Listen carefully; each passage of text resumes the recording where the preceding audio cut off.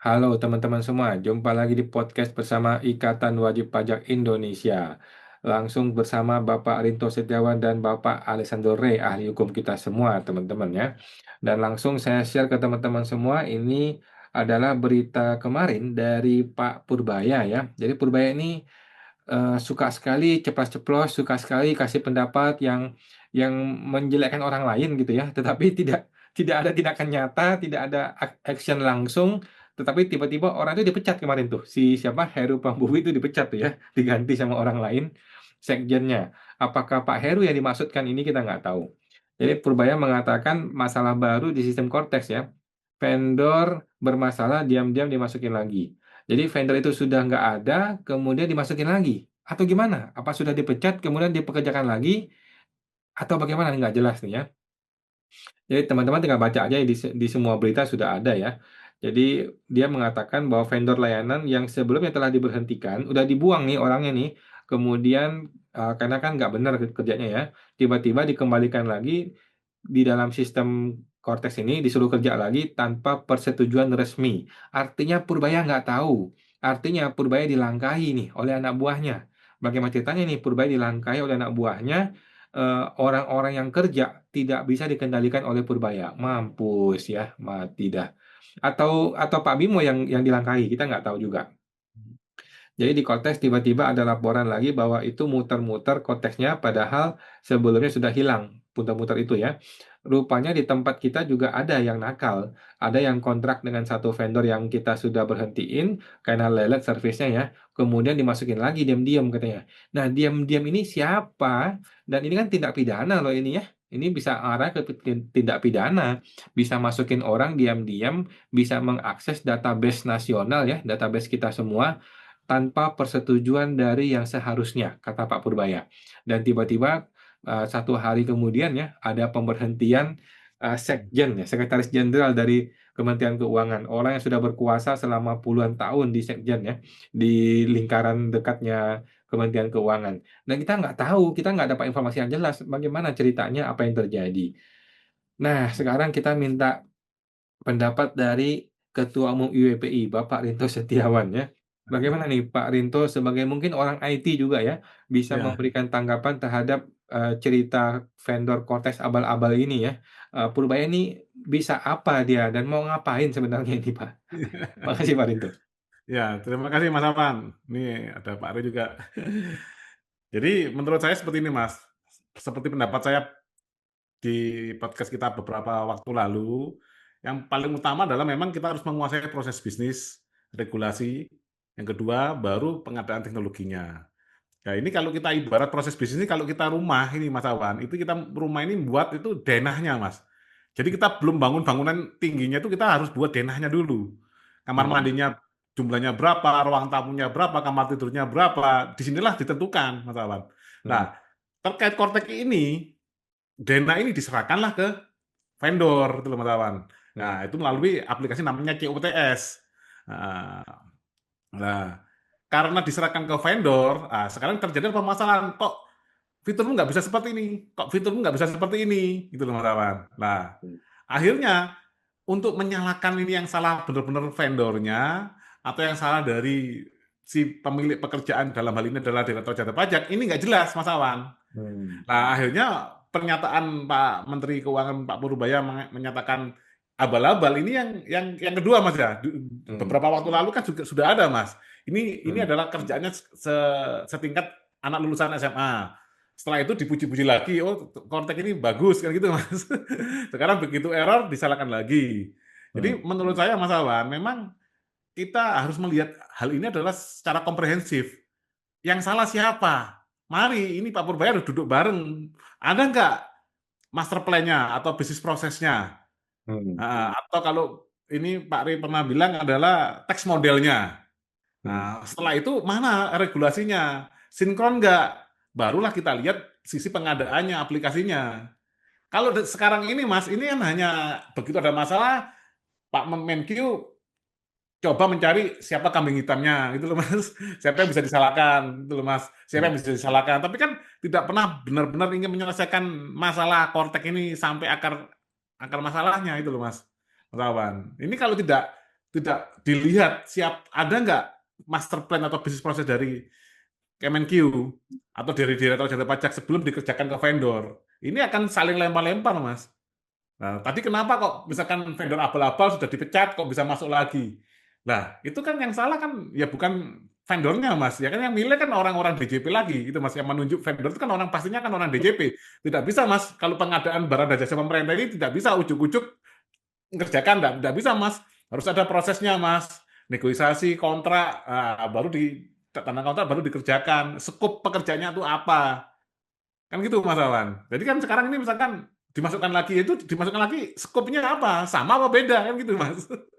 Nah ini kan harus dilihat tadi Mas, master plan-nya dulu, bisnis prosesnya tuh ada nggak disesuaikan dengan regulasi yang ada gitu Mas Awan. Selama itu tidak diselesaikan, apa yang diutarakan di media oleh Menteri Keuangan, ya ini Mas, seperti anjing menggonggong aja Mas. Hmm. Jadi tidak akan pernah benar-benar sampai menyentuh ke akar masalahnya. Seperti itu Mas Awan. Oke, siap. Kita lanjut, makasih Pak Rinto. Lanjut kepada Pak Rey ya. Ini bagaimana nih Pak Rey ya? Terjadi kekacau balauan di lingkungan eh, arus administrasi, arus perintah, arus koordinasi di lingkaran internal Kementerian Keuangan. Bagaimana bisa ceritanya ada orang yang masuk keluar gedung Kementerian Keuangan, mengakses data Cortex, tetapi ternyata tidak diketahui oleh orang yang seharusnya memiliki persetujuan tersebut. Bagaimana kalau orang-orang dimasuk ini adalah orang-orang yang nggak jelas atau orang-orang yang hacker dan sebagainya ya. Nah, orang yang punya kepentingan yang punya kewenangan untuk memberikan legalisasi terhadap hal tersebut tidak tahu, dan Pak Purbaya menyampaikan pada publik. Publik makin bingung, publik makin kacau balau, makin makin kehilangan trust terhadap Kemenkeu ya. Tapi kita sih respect lah ya, kita respect terhadap keterus terangan dari Pak Purbaya ya, kita jadi tahu masalahnya apa gitu. Nah, namun kan kekacauan ini kan tidak hanya cukup disampaikan sebagai curhat-curhatan aja seorang Menkeu, namun bagaimana ini harus dilaksanakan dengan baik ke depannya. Nah, bagaimana nih dari aspek hukum dan tata tata usaha negaranya, Pak Rey? Ya, terima kasih Pak Wan, Pak Rinto. Tentu berita-berita ini kan menggambarkan bahwa justru jaring pengaman di Kemenq itu kan masih tergolong tanda petik rendah begitu ya. Jadi kalau saya menggunakan terminologinya orang IT seperti Pak Rinto kan tidak Ya, ada firewall-nya gitu loh di ya, bidang hukum. Kok bisa seperti itu gitu ya? Atau justru informasi ini semakin membuktikan bahwa memang Cortex itu sudah sepantasnya nggak digunakan, ya, ya. Atau apa yang terjadi sekarang ini bisa juga dimaknai sebagai upaya-upaya supaya kemudian Cortex ini tetap digunakan dengan segala kekurangannya supaya tidak ada tersangkanya, ya. Nah, ini kan yang menjadi pertanyaan ya, Pak Rinto dan Pak Awan. Kenapa ini dipaksakan? Kalau dipaksakan terus-menerus ya, lalu kemudian dilakukan segala upaya tapi tetap tidak maksimal. Mau tidak mau kan tetap harus ada kan korbannya. Kan harus ada tetap mau tidak mau tetap harus ada tersangkanya. Ya, karena memang ini masalah bom waktu saja ya. Masalah time bomb saja ini. Kapan ini harus meledak gitu ya. Karena seperti yang disampaikan sebelumnya oleh Pak Rinto dari perspektif orang IT kan ini tidak sempurna gitu ya. Tidak kelihatan dengan kebutuhannya model perpajakan Indonesia. Tapi kemudian karena udah jadi, ya udah dikondisikan saja kan begitu. Nah pertanyaannya pengkondisiannya bisa berapa lama Pak Rinto dan Pak Awan kan gitu ya, ya. Ya, kondisiannya bisa berapa lama? Oke lah SPT tahun ini bisa berjalan. Bagaimana dengan nantinya SPT masa tahun 26 dan juga SPT badan nanti tahun 27 untuk pelaporannya. SPT tahun 26. Nah, ini juga kan akan berulang kembali kan Pak Awan dan Pak Rinto kan. ya, Ya, hanya saja berita-beritanya nanti berbeda, disampaikan oleh mungkin Dirjen Pajak yang baru, kalau nantinya tidak bertahan, atau mungkin oleh Menteri Keuangan yang baru. Tapi ya, kan masalahnya sama, masalahnya ya Cortex lagi, ya Cortex lagi. ya, Ya. Tapi yang kita akan mungkin bicarakan nantinya melalui podcast Pak Awan dan mungkin podcast-podcast yang lain ya sama, yaitu korteks lagi. Kan gitu loh. Jadi kalau ada guyonan 4L, maka di sini bisa kita katakan 4C gitu loh. Korteks lagi, korteks lagi, korteks lagi, korteks lagi katanya. Kan gitu. Ya kan? Nah, jadi eh, masalah korteks ini tidak akan selesai sampai kemudian ada benang merahnya dari perspektif hukum gitu ya. Siapa yang kemudian harus bertanggung jawab berkaitan dengan 1,3 triliun atau 1,4 triliun begitu ya. Kenapa? Karena tadi dari awalnya antara tax model, regulasi bisnis ya atau hukumnya ya kemudian dengan teknologinya kan tidak koheren tadi yang saya katakan dari awalnya. Jadi apapun itu kan ya memang sudah nggak pas gitu ya. Nah, dan itu kan sangat susah ya Pak Rinto untuk dikondisikan ya. Bisa tapi sesaat itu kan ya. Itu hanya sesaat saja tinggal Dan menunggu. dan ini Pak Ari, semakin lama vendor ini nggak diberhentikan akan terjadi seperti ini Pak Ari. Malah karena ini akan tergantung sama vendor yang lama Betul. terus menerus. Ya. Nah, jadi kalau ini terus digunakan, bisa jadi ini juga kan jadi apa ya? Jadi seperti upaya Hmm. vendor yang lama untuk tanda petik begitu Ya, ya, Sandra Pak. memanfaatkan keadaan. Ya Kan bisa gitu ya, menjadi Pak. semacam Sandra lah Pak. Iya, ya. Jadi pemerintah itu kan akan terbelenggu dan terjebak begitu ya, karena nggak punya pilihan ya akhirnya menggunakan vendor yang lama kemudian mengeluarkan biaya terus-menerus tanpa selesai dan tanpa akhir, tapi hasilnya tidak akan optimal gitu ya. Jadi menurut saya secara teknis memang kalau tidak bisa diupayakan ya mau nggak mau harus diambil upaya secara eh, represif ya, yaitu melalui jalur hukum gitu ya. Karena mau tidak mau kan nilai ini nggak kecil begitu ya, dan ini kan dibayar dari eh, pajaknya wajib pajak yang dilaporkan setiap bulan melalui SPT massa atau setiap tahun melalui SPT badan ya. Jadi apapun yang dilakukan menurut saya ini hanya bumbu-bumbu saja. Kalau memang dari perspektif IT-nya sudah mengatakan itu tidak bisa diperbaiki ya. Jadi ini hanya pengkondisian sesaat saja dan apapun yang disampaikan oleh pemerintah baik Menkyu maupun Dirjen Pajak dan upaya-upaya yang dilakukan mengenai mereka sudah begini, begitu, begini, dan begitu.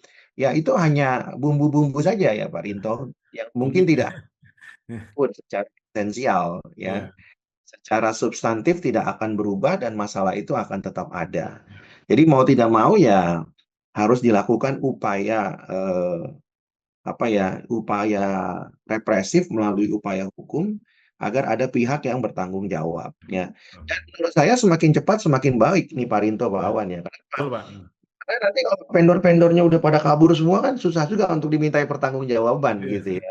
betul Pak. Ya, kan susah juga ya. Ya meskipun eh, meskipun penegak hukum bisa ya mengejar sampai ke luar negeri, tapi kan akan lebih baik kalau mereka masih berada di Indonesia gitu. Akan lebih mudah penyidikannya dan juga akan lebih mudah upaya untuk mencari kebenaran materialnya. Ya. Jadi menurut saya seperti itu Pak Awan dan Pak Rinto. Jadi apa yang terjadi sekarang ini ya itu kan hanya apa ya, hanya lip service saja bahwa mereka sudah melakukan upaya A, upaya B, upaya C dan D.